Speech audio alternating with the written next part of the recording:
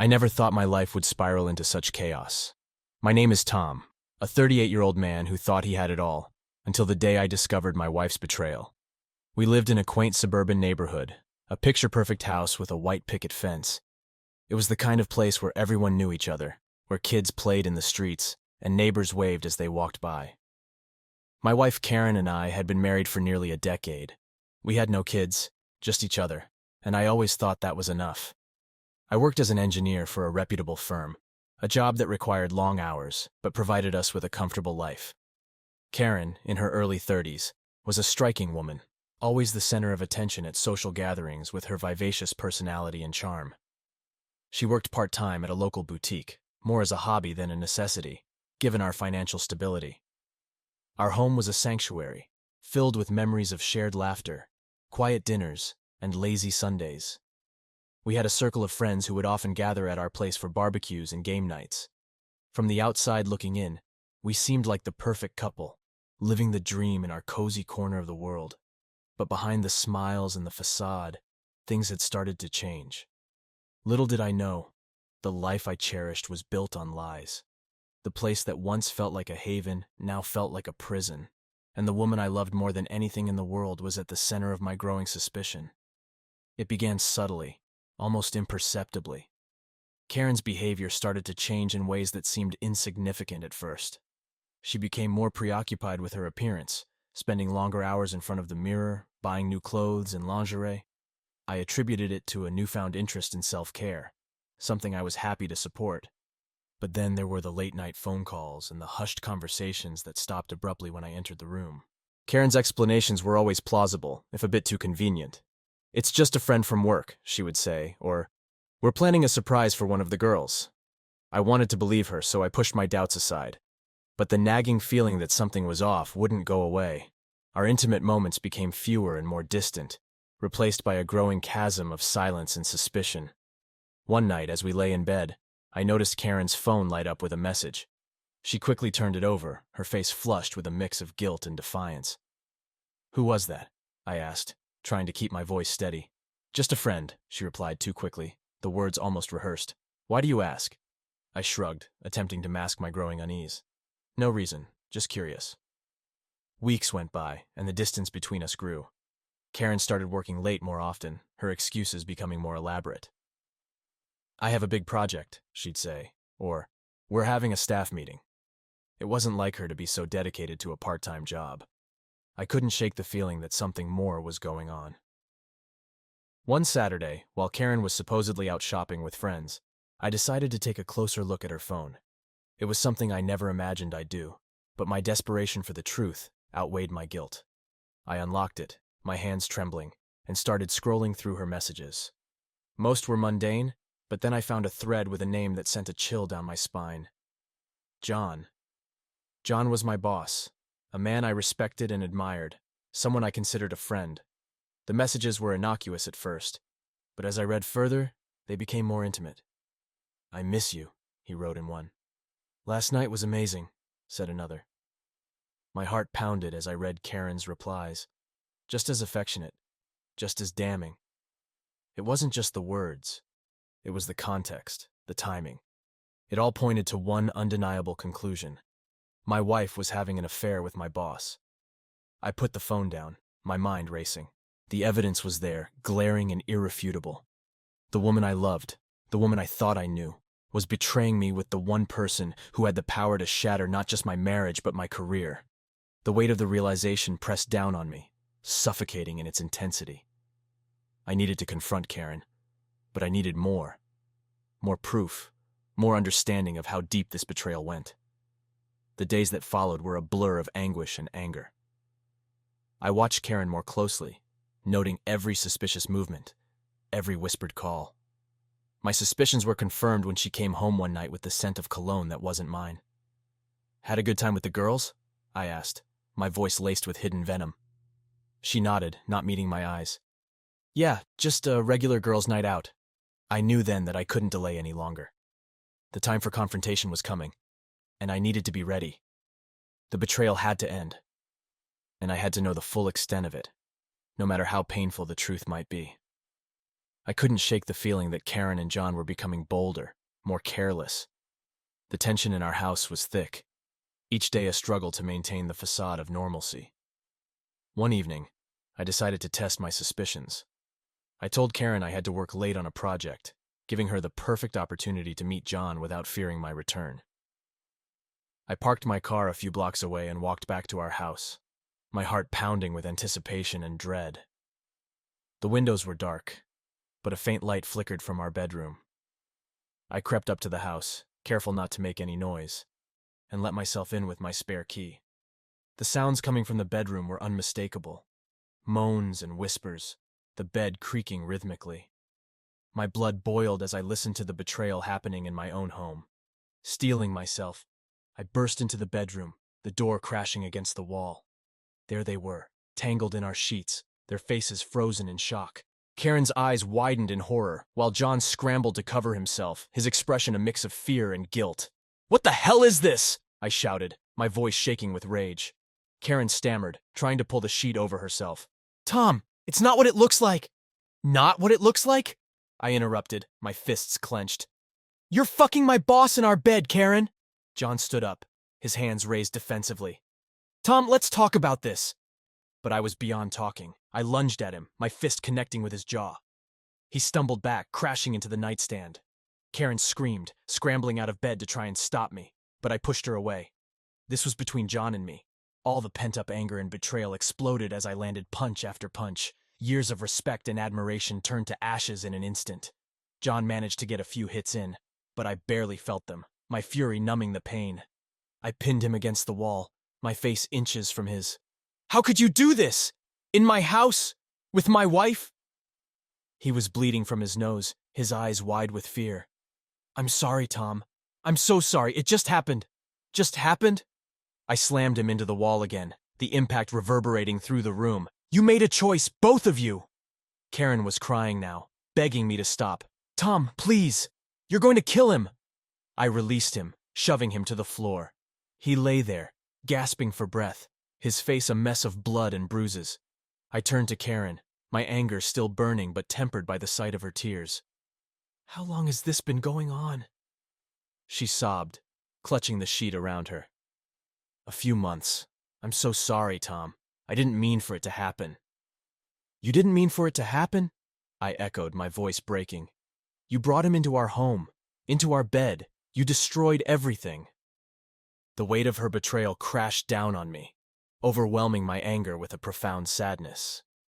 The woman I loved, the woman I trusted, had torn my life apart for a cheap fling. I looked at John, still crumpled on the floor, and felt a hollow satisfaction. Beating him up hadn't changed anything. The damage was done. I turned away from them, heading for the door. "Get out," I said, my voice low and trembling. "Both of you, get out of my house." Karen tried to approach me, but I held up a hand to stop her. "Tom, please, we need to talk about this." "There's nothing to talk about," I replied, not looking at her. "You made your choice. Now live with it." I left the bedroom, their presence suffocating, and went to the living room. I needed space, air, anything to clear my mind from the chaos. As I sat on the couch, trying to steady my breathing, I heard them leaving, the front door closing behind them. The silence that followed was deafening. For the first time since discovering their affair, I was truly alone. The house, once a symbol of our love and partnership, now felt like a prison of betrayal. I stared at the empty space where Karen and I had shared so many moments, feeling the full weight of what had happened. There was no going back. The life I thought I knew was gone, shattered by the infidelity of the two people I trusted most. The days that followed were a haze of anger and heartbreak. I couldn't sleep, couldn't eat, couldn't focus on anything except the betrayal that had upended my life. Karen tried to contact me multiple times, leaving desperate messages and texts, but I ignored them all. The thought of hearing her voice or seeing her face filled me with rage, but as the anger simmered, it began to transform into something darker, something more calculating. I realized that confronting them and beating John up wasn't enough. They needed to feel the full weight of their actions, to understand the consequences of their betrayal. First, I started with John. I knew his reputation at work was pristine, built on years of hard work and dedication. but everyone had skeletons in their closet, and I was determined to expose his. I began to dig into his professional life, using the company's internal systems to gather evidence of any misconduct. It didn't take long to find something. Irregularities in his expense reports, unauthorized meetings during business trips, minor infractions that, when compiled, painted a picture of a man abusing his position. I compiled all the evidence into a detailed report and anonymously sent it to the higher-ups in the company. I knew it would trigger an investigation, one that would put his career in jeopardy. I relished the thought of him squirming under the scrutiny, his perfect facade crumbling as his dirty secrets were laid bare. Next, I turned my attention to Karen. She had always been meticulous about her social media presence, curating the perfect image of a loving wife and dedicated professional. I hacked into her accounts, posting screenshots of the incriminating messages between her and John, tagging all her friends, family, and colleagues. I wanted everyone to see her for who she really was, a liar and a cheat. The fallout was immediate. Her phone blew up with calls and messages, people expressing their shock and disappointment. Her reputation was in tatters, her carefully constructed life unraveling before her eyes. She tried to call me, leaving tearful voicemails begging me to take the post down, but I refused. She needed to face the consequences of her actions. But I wasn't done yet. I decided to confront John one last time, to deliver a final blow that would ensure he never forgot the pain he caused me. I waited until he was leaving the office one evening, cornering him in the parking lot. He looked nervous, his eyes darting around as if searching for an escape. "Tom, please, let's not do this," he pleaded, his voice shaking. I stepped closer, my fists clenched at my sides. "You took everything from me, John. My wife, my trust, my dignity. Did you really think I'd let you get away with it?" He swallowed hard, his face pale. "I'm sorry, okay? I made a mistake. We both did." "A mistake?" I laughed bitterly. "You call months of betrayal a mistake?" He opened his mouth to respond, but I cut him off. "I've already reported your misconduct to the company. They're investigating you as we speak. Your career is over, John. And as for Karen, everyone knows what she did. She's a pariah now." His face fell, the reality of his situation sinking in. "Tom, please. I'm begging you. Don't ruin my life." I stared at him, feeling a grim satisfaction. "Consider it ruined. Now get out of my sight." I watched as he stumbled to his car, his shoulders slumped in defeat. I knew his life was falling apart, just like mine had. But for the first time since discovering the affair, I felt a sense of control, a sense of justice. It didn't erase the pain, but it dulled it, gave me a sense of closure. As I walked away from the parking lot, I knew there was still a long road ahead. The betrayal had left deep scars, and the path to healing would be difficult. But I had taken the first step. I had reclaimed my power, and I was determined to rebuild my life from the ashes of my shattered marriage.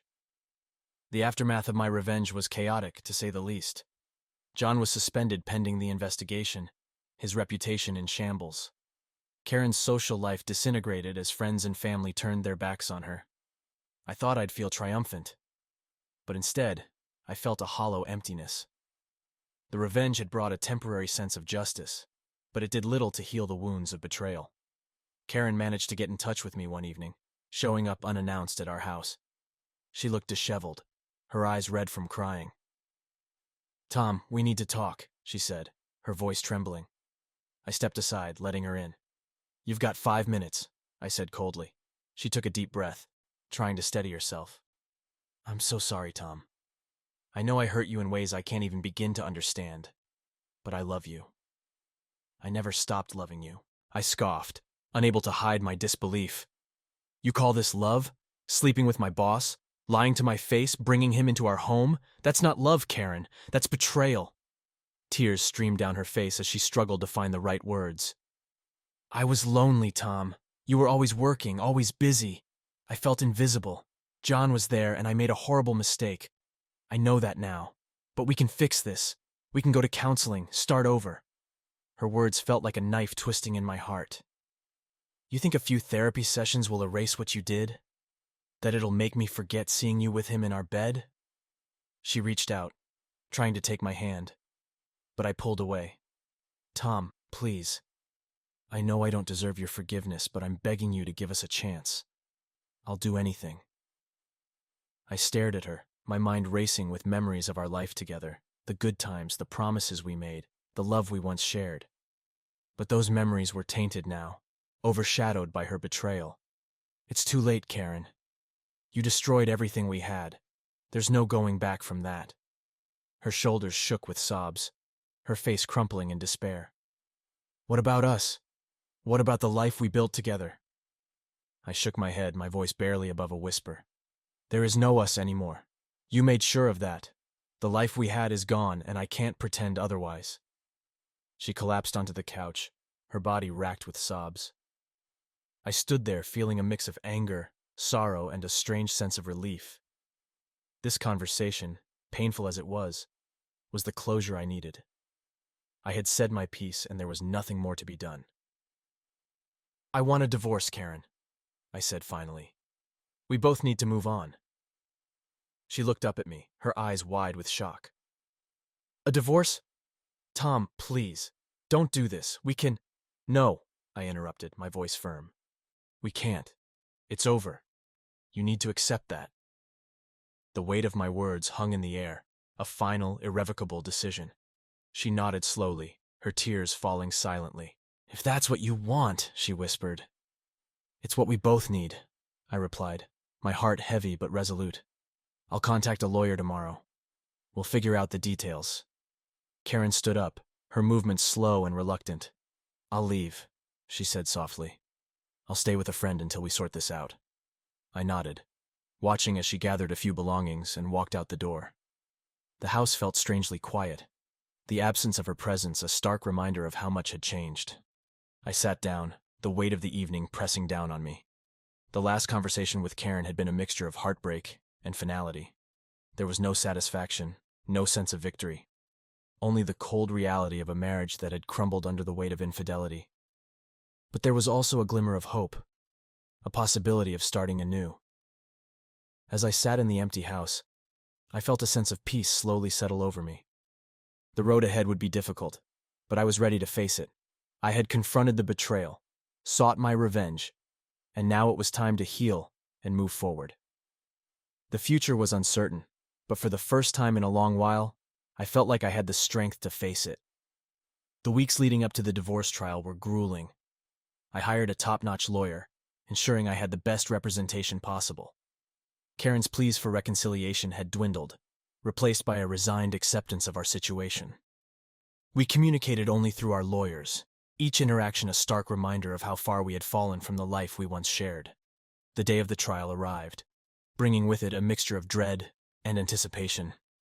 The courtroom was cold and impersonal, a stark contrast to the warmth of the home Karen and I had built together. I sat beside my lawyer, feeling the weight of the proceedings bearing down on me. Karen entered the courtroom, looking worn and fragile. Her lawyer was a stern-looking woman who had a reputation for being ruthless.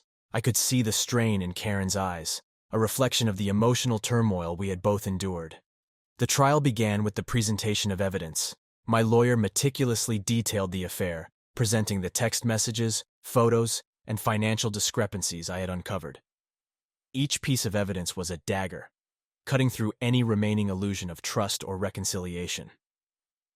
Karen's lawyer countered with arguments about loneliness and emotional neglect, painting a picture of a woman driven to infidelity by a lack of attention and affection. It was painful to hear, but I knew it was a necessary part of the process. The judge listened intently, her expression giving nothing away. I felt a surge of anxiety as she called a recess, needing time to review the evidence before making her decision. During the break, I found a quiet corner in the courthouse and tried to calm my racing thoughts. The past few months had been a whirlwind of emotions, anger, betrayal, sorrow. But now, standing on the brink of a new chapter, I felt a glimmer of hope. This trial was the final hurdle, the last step in closing the door on a painful part of my life. The judge returned, and we all took our places. She began by summarizing the case, her voice steady and authoritative. This court has reviewed the evidence presented by both parties. It is clear that infidelity occurred, and it has significantly impacted the marital relationship. My heart pounded as she continued. Given the circumstances, I find it appropriate to grant the divorce on the grounds of adultery. Furthermore, considering Mr. Stevens' role in providing for the household and the evidence of Mrs. Stevens' misconduct, I am awarding Mr. Stevens primary custody of the marital home." I felt a wave of relief wash over me. The house, at least, would remain mine, a small but significant victory. The judge then addressed the matter of financial support, ruling that Karen would receive a modest settlement, enough to help her transition, but not so much that it would burden me financially. As the judge concluded her ruling, a sense of finality settled over the courtroom. The marriage was officially over, and we were free to move on with our lives. Karen looked devastated, her lawyer offering a few consoling words. I felt a pang of sympathy for her, despite everything. We had shared a life, after all, and it was hard to see her in such a state. As I left the courthouse, my lawyer patted me on the back. "You did well, Tom. It's over now. You can start fresh." I nodded, grateful for his support. The sky outside was overcast, a fitting reflection of the somber mood. But there was a lightness in my step, a sense of freedom that I hadn't felt in months. The trial had been grueling, but it was a necessary closure. I drove home, the familiar streets passing by in a blur. When I arrived, I stood in front of the house for a moment, taking it all in. This was my home now, a place to rebuild and create new memories. The ghosts of the past still lingered, but I was ready to face them, to move forward. Inside, the house felt different, almost like it had been holding its breath and was now finally able to exhale. I sat down on the couch, the silence comforting rather than oppressive. The trial was over, the divorce finalized, it was time to start anew. That evening, I took a walk through the neighborhood, the cool air refreshing. I thought about the future, about what it might hold. The pain of betrayal was still there, but it was no longer a crushing weight. I had faced the worst and come out the other side. The road to healing would be long, but I was ready to walk it. As I returned home, I felt a sense of peace settle over me. The trial had been a battle, but it was one I had won. And now, I could finally begin the process of rebuilding my life, one step at a time. The days after the trial felt surreal. I had spent so long consumed by the betrayal and the subsequent divorce that I almost didn't know what to do with myself now that it was over. But the sense of liberation was undeniable. The house, now devoid of Karen's presence, felt like a blank canvas waiting for new beginnings. I started making small changes around the house, transforming it into a space that reflected my tastes and interests. I repainted the walls, rearranged the furniture, and got rid of anything that reminded me of the painful past. It was therapeutic, each change symbolizing a step toward reclaiming my life. I reconnected with friends I had lost touch with over the years. They welcomed me back with open arms, offering support and distraction when I needed it most. We spent weekends fishing, hiking, and simply enjoying each other's company. Their presence reminded me that life goes on, and there's still so much to be grateful for. Work became a haven of normalcy. Despite the scandal with John, I threw myself into my projects, finding solace in the routine and the challenge. My colleagues, aware of what had happened, were supportive without being intrusive. It was a delicate balance that allowed me to focus on rebuilding my professional life without the constant reminder of the personal turmoil I had endured. One evening, as I sat on the porch, sipping a beer and watching the sunset, I reflected on the journey I had been through. The pain of Karen's betrayal still lingered, but it no longer defined me. I had learned to let go, to forgive. Not for her sake, but for mine. Holding on to the anger and hurt would only prevent me from moving forward. I decided to try something new, something I had always wanted to do but never found the time for: photography. I bought a camera and started exploring the world through its lens. It became a passion, a way to capture the beauty around me and see life from a different perspective. Each photo was a reminder of the world's endless possibilities, of the new life I was building. One day, while on a photography excursion in a nearby park, I met Emily. She was an artist, sketching the landscape with a focused intensity that immediately caught my attention. We struck up a conversation, bonding over our love for art and nature.